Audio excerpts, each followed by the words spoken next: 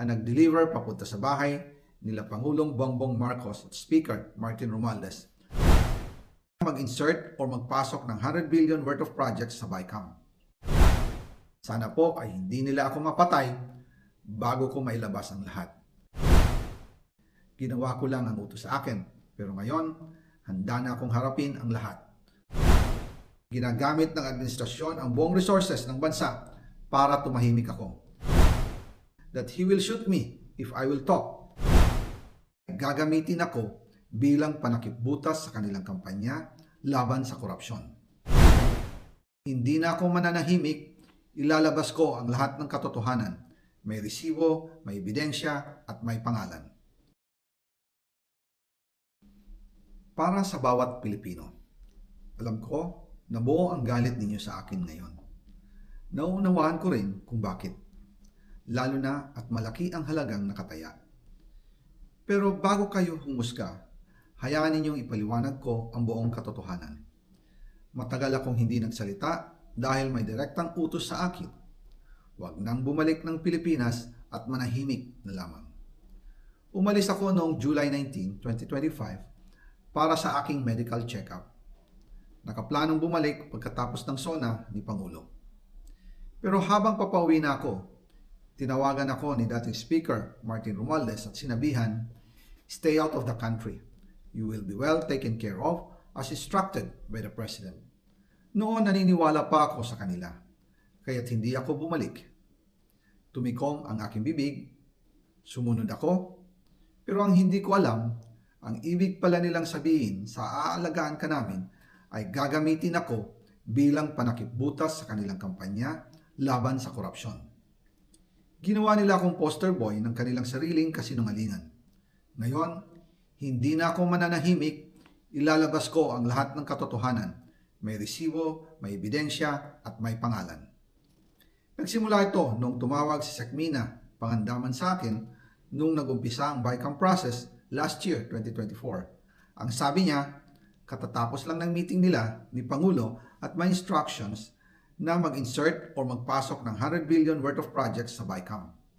At sinabi pa ni Sekmina, you can confirm with Yusek Adrian Bersamin dahil magkasama sila sa meeting ni Pangulong BBM noong araw na yon.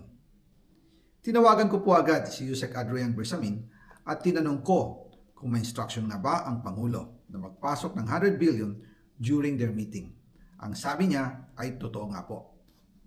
Right after our conversation, tinawagan ko po si dating Speaker Martin Romualdez at nireport ko ang instructions ng Presidente to insert the 100 billion projects.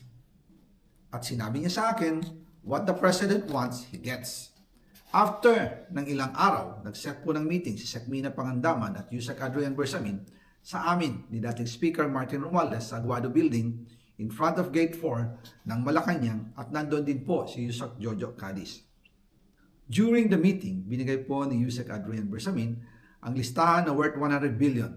Tinanong ko po si Yusek Adrian kung saan galing ang listahan. Ang sagot niya, galing kay PBBM mismo at binigay niya ito mula sa brown leather bag. Nung sinabi po ni Yusek Adrian Bersamin yung brown leather bag, naalala ko noong nasa Singapore kami right after the elections of May 2022 sa Hilton Hotel, kami ni dating Speaker Martin and PBBM habang pauwi at pabalik ng Pilipinas, hinabol ng PSG ang brown leather bag at ang sabi ni PBBM, maiwan na lahat, wag lang ang brown leather bag. Kaya naniwala ako na utos talaga ito ng Pangulo.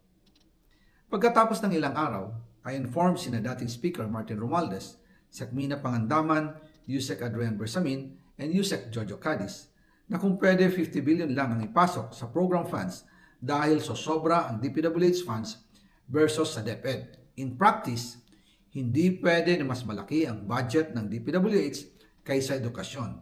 And yung balance na 50 billion, ilagay na lang sa program funds for the 2025 budget. Dahil Office of the President din ang nagre-release ng lahat ng unprogrammed funds. Pagkatapos ng isang araw, tinawagan ako ni Sekmina at sinabi ang mensahe ng Pangulo. Ipasok ninyo yan dahil pinangako na sa akin ni Speaker Martin yan at hindi na pwedeng baguhin. Kumbaga, ang utos ng hari hindi pwedeng mabali. Again, I informed the Speaker and asked clearance about the instructions ng Pangulo. At ang sabi niya, wala tayong magagawa.